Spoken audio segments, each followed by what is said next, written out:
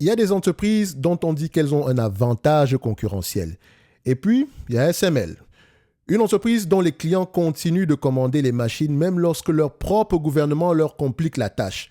C'est une distinction fondamentale qui change tout à l'analyse et elle commence par un signal que la direction a glissé presque discrètement dans ses dernières communications. Les prévisions de croissance pour 2026 intègrent déjà l'impact potentiel des contrôles à l'exportation liés au Match Act. Autrement dit, la demande est si structurellement solide qu'elle absorbe la friction réglementaire avant même que celle-ci ne se matérialise pleinement. Pour un investisseur formé à la pensée de Buffett, cette phrase devrait déclencher une question immédiate. Si la demande est vraiment assez forte pour compenser des contraintes géopolitiques, d'où vient-elle exactement? Et surtout, combien de temps peut-elle durer? Donc, la réponse de surface est connue. L'explosion des infrastructures d'intelligence artificielle crée une demande en plus d'une complexité croissante que seules les machines EUV d'ASML peuvent produire. En parallèle, une pénurie persistante de mémoire pousse Samsung et SK Hynix à accélérer massivement leurs investissements en capacité de production, ce qui se traduit directement en nouvelles commandes d'équipements lithographiques. 2 moteurs solides, convergents, documentés. Mais un investisseur méthodique ne s'arrête pas à la convergence. Il demande si elle est durable ou conjoncturelle. Et c'est précisément là que la structure géographique des ventes d'ASML, en train de se transformer sous nos yeux, devient la variable la plus analytiquement chargée de la thèse. Donc, la contribution de la Chine aux ventes du premier trimestre 2026 a sensiblement diminué par rapport au trimestre précédent.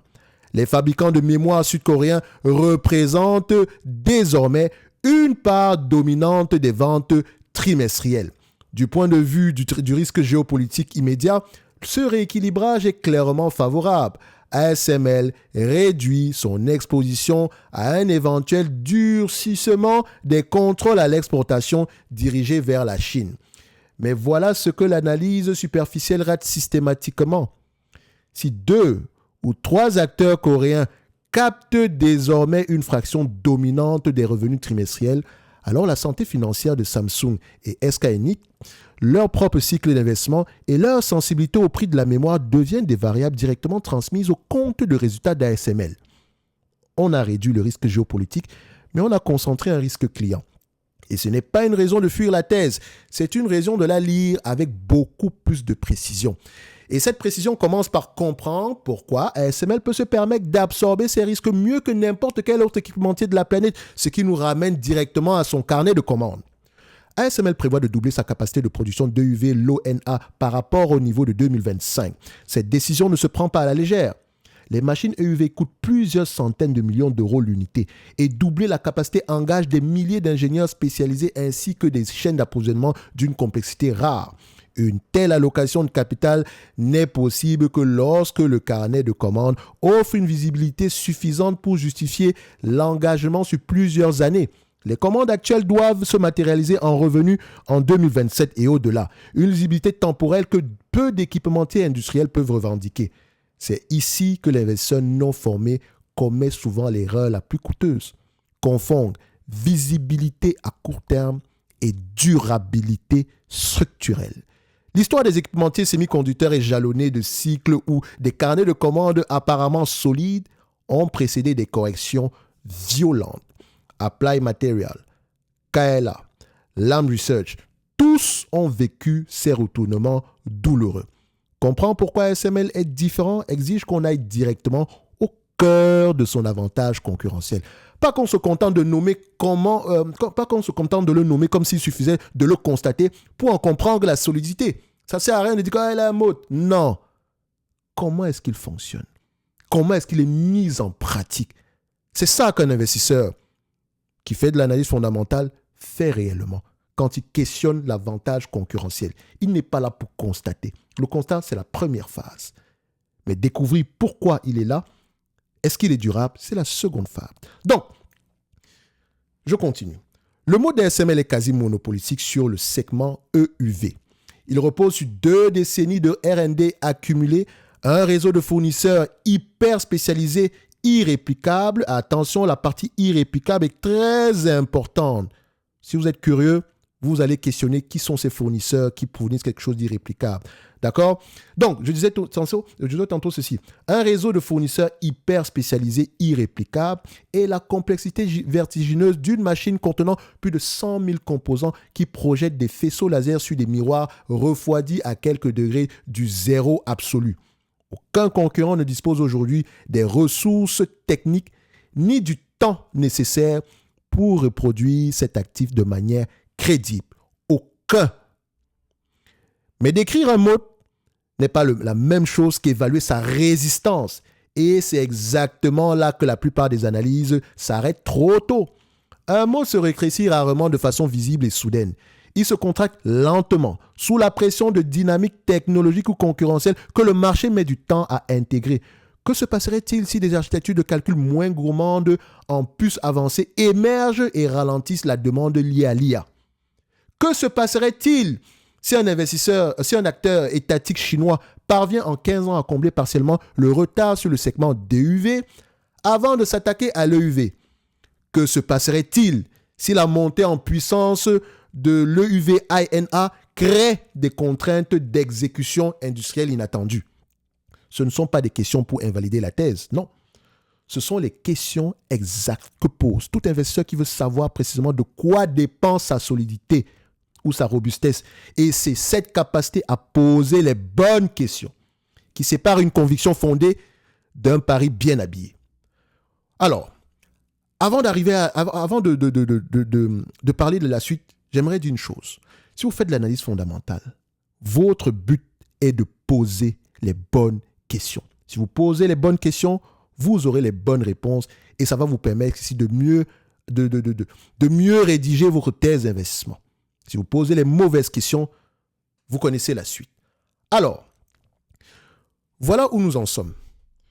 Une entreprise avec un avantage concurrentiel exceptionnel, une demande structurellement robuste, une visibilité sur les commandes remarquable et pourtant plusieurs couches de complexité que l'analyse de surface laisse entièrement intactes.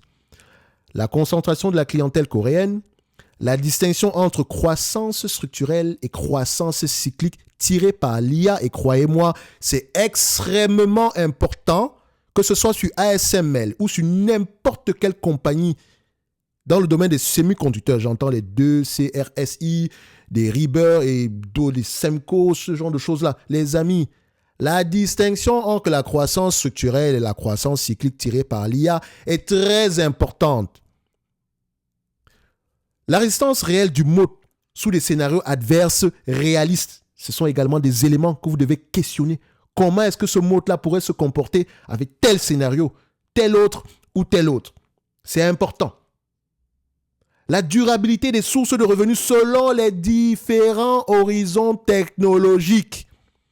Serez-vous capable aujourd'hui de répondre à chacune de ces questions avec une rigueur suffisante pour bâtir une conviction qui tient sous pression? La pression, on l'a vu dernièrement, n'est-ce pas? Décembre, août, ASML se vendait à combien par rapport à aujourd'hui? N'est-ce pas? Et croyez-moi, la pression, il y en aura tous les jours, surtout dans ce secteur d'activité. Donc, serez-vous capable aujourd'hui de répondre à chacune de ces questions avec une rigueur suffisante pour bâtir une conviction qui tient sous pression? Et si une seule de ces variables se retournait demain, sauriez-vous identifier laquelle de vos hypothèses fondamentales devrait être révisée en premier? Pour explorer la résistance réelle du mode ASML, le Prompt Top Invest, le mode tiendra-t-il, est l'outil le plus directement adapté. Il se retrouve dans la bibliothèque de Prompt dont on parlera ici à la fin de la vidéo. Alors, le prompt nommé le mode tiendra-t-il, parce qu'ils sont faits sous question, d'accord? Je pense que c'est la meilleure façon de le faire ici. Le nom du prompt, c'est une question.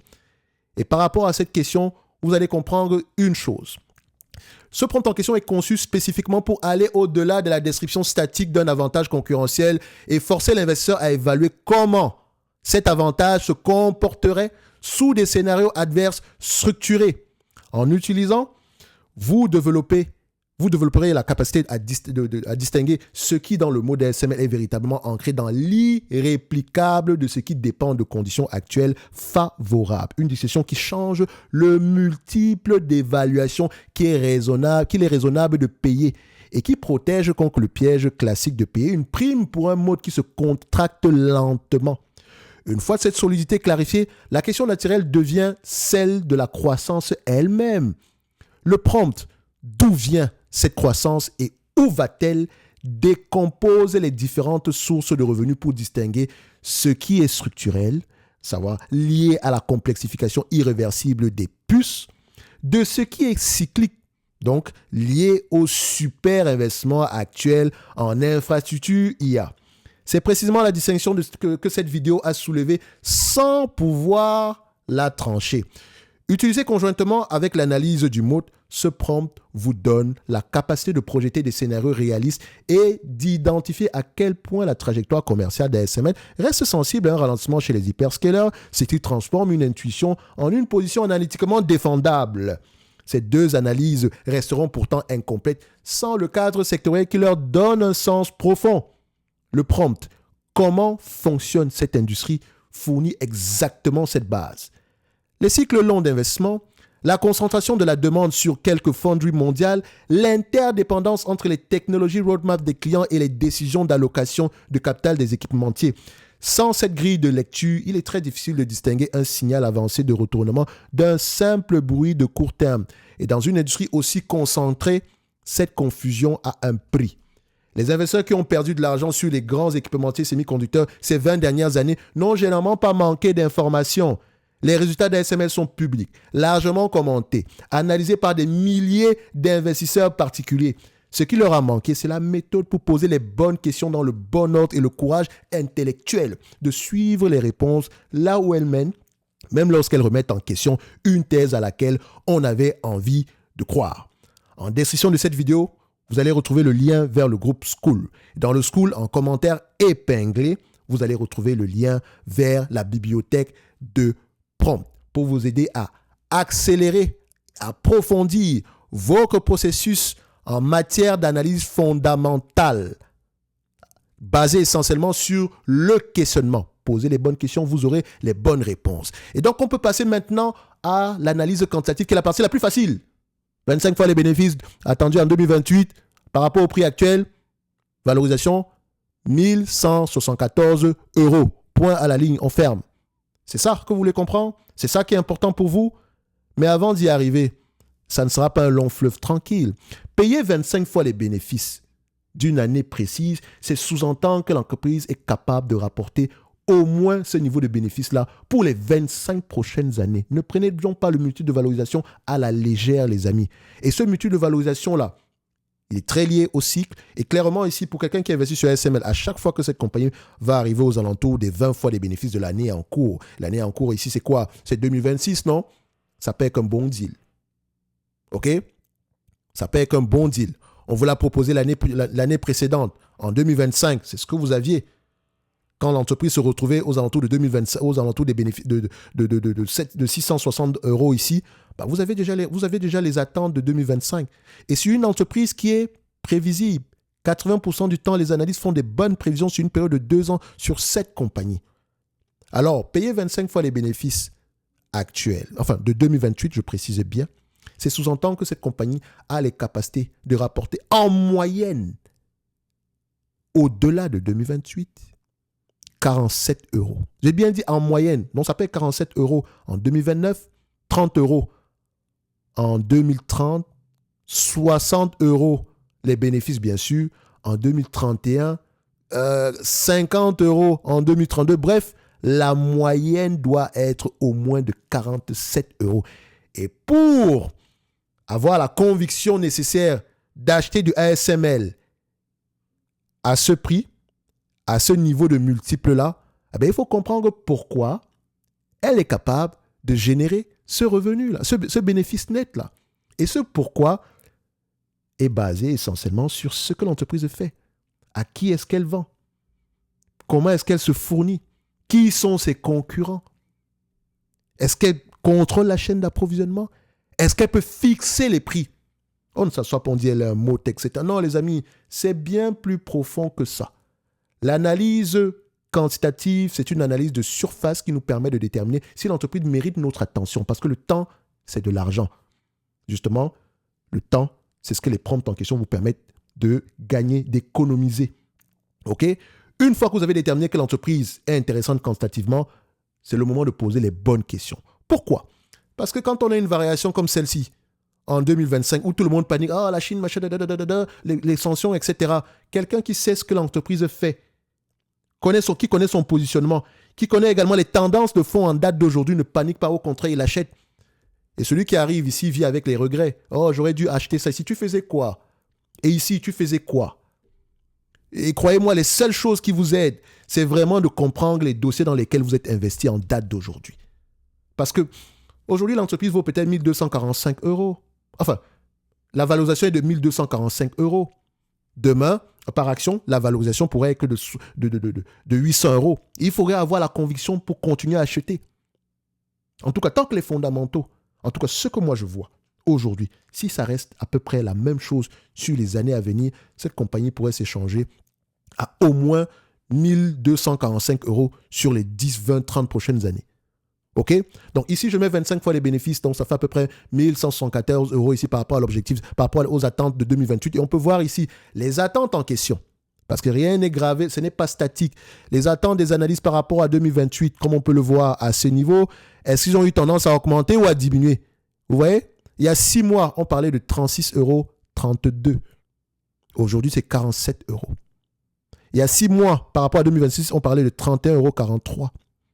Aujourd'hui, c'est 41,53 €. Donc, les attentes sont de plus en plus optimistes. Donc, quand je regarde ici, les analystes s'attendent à tel prix en 2028. Ça veut juste dire qu'ils sont optimistes. Moi, mon rôle, c'est de savoir pourquoi. Et si c'est raisonnable, si c'est réaliste. Si ce n'est pas réaliste, je vais peut-être payer 10 fois les bénéfices. Et peut-être en normalisant les résultats. Et si je trouve que c'est réaliste, et je trouve même que peut-être que c'est assez conservateur, je pourrais payer 25 fois les bénéfices actuels. Je sais qu'au prix actuel, 1245 €, je surpaye un tout petit peu. Ça prend déjà en considération les bénéfices attendus sur les années à venir. Donc, il y a une certaine anticipation. Mais, mon raisonnement est le suivant. Je suis un investisseur long terme. Le long terme, ce n'est pas 3 ans, ce n'est pas 4 ans, c'est à partir de 5 ans en montant. Donc, la première question que je me pose, c'est est-ce que cette compagnie a la capacité de générer au-delà des 5 prochaines années 47 € en moyenne? Si la réponse est oui, pourquoi? Elle a un monopole sur le segment EUV, DUV, etc. OK. Maintenant, est-ce qu'elle contrôle la chaîne de valeur? Qu'en est-il du risque client? Qu'en est-il du risque géopolitique? Et s'il y a des ratés au niveau de la production des nouvelles machines? Ce sont des éléments à prendre en considération. Peut-être qu'avec ces éléments, peut-être qu'en prenant en considération ces différentes questions-là, je vais peut-être dire non. Moi, SML, c'est un beau business, mais je ne paye pas plus de 15 fois les bénéfices de 2028. Et ça dépend de votre tolérance au risque. Donc, quelqu'un vient vous dire aujourd'hui, pour moi, je ne paye pas plus de 700 € pour ASML. Posez-lui la question de savoir quelles sont les métriques qu'ils utilisent et quelle est la raison derrière ces métriques-là. OK? C'est sa tolérance au risque. Et ça ne veut pas dire qu'il n'aura jamais ce prix-là parce que ne vous inquiétez pas, le marché vous donnera tôt ou tard un prix intéressant pour rentrer sur du ASML. Mais si on est long terme ici, je vois très rarement une entreprise monopolistique perdre de l'argent sur une longue période. Mais ça ne veut pas dire qu'on ne va pas observer ce qui se passe à côté. Donc, présentement, si je décide d'acheter du ASML en termes de pondération dans mon portefeuille, je vais être un tout petit peu prudent. D'accord? Et si on va en dessous des 700 € par là, là, par contre, je serais prêt à mettre un tout petit peu plus de mon portefeuille sur cette compagnie. OK? Parce que tôt ou tard, celui qui achète en date d'aujourd'hui, si l'entreprise revient à 700 €, si tu n'as pas de conviction, tu ne vas pas rajouter, tu vas paniquer et tu vas rater une occasion. Oh, pourquoi est-ce que je dis que c'est une occasion? Parce que moi j'ai fait l'effort d'aller au-delà des chiffres. Et je pense que c'est ce que toi, tu dois faire. Et non seulement sur ASML, mais sur tes autres dossiers. OK? D'accord? Toutes les informations vers le groupe School sont en description de la vidéo. Dans le groupe School, vous avez accès à la bibliothèque de Prompt. Oui, bien sûr. Quand je dis accès, vous avez le lien vers la bibliothèque de Prompt pour ceux qui veulent accélérer leur processus en matière d'analyse fondamentale en posant les bonnes questions. Accélérer et approfondir surtout. Et comme je l'ai dit ici, si vous utilisez un prompt, ce n'est pas trop pour des chiffres. On s'en fout des chiffres. Nous, on veut comprendre pourquoi ça fonctionne. On veut voir la machine en question. On veut savoir pourquoi est-ce que les concurrents ne font pas la même chose. Pourquoi ils sont en retard. Pourquoi ils ne peuvent pas faire du reverse engineering sur cet appareil-là? Eh bien, peut-être parce que le réseau de fournisseurs est irréplicable. Ça veut dire quoi irréplicable? Quel est le réseau le réseau de fournisseurs en question, c'est qui? Ah ben, vous allez peut-être vous rendre compte qu'il y a une seule entreprise qui fabrique un type de produit bien spécifique qui est déterminant pour le bon fonctionnement d'une compagnie comme ASML et que cette entreprise, par exemple, est uniquement localisée en Europe ou aux États-Unis, qui elle-même a un monopole dans tout son secteur. Bref, les amis, posez les bonnes questions, vous aurez les bonnes réponses. Le dividende, on s'en fout. Je pense que tout le monde, 1 plus 1 égale 2, tout le monde peut faire tirer les conclusions nécessaires ici. Tôt ou tard, elle augmentera ce dividende, il est safe, etc. Donc, reverser ici l'équation. On me demande de payer 47 euros, 1245 euros, une entreprise qui est capable de rapporter aux alentours de 47 euros, aux alentours de 2028 et au-delà. Ça donne un rendement de 3,77%. Aujourd'hui, l'entreprise a un dividende de 0,6. Ceux qui feront des analyses de surface diront « Ah, c'est petit ». Non, c'est ça le vrai dividende. C'est mon rendement. Si je suis propriétaire de cette compagnie et qu'elle me reverse la totalité des bénéfices nets en dividende, c'est ça. Et je suis propriétaire de la compagnie, même si je détiens une seule action. Comportez-vous comme des propriétaires. Posez les bonnes questions, vous aurez les bonnes réponses. Tout en description de la vidéo, un like, un abonnement. Pour le reste, on se donne rendez-vous sur les autres vidéos ici. Merci, au revoir.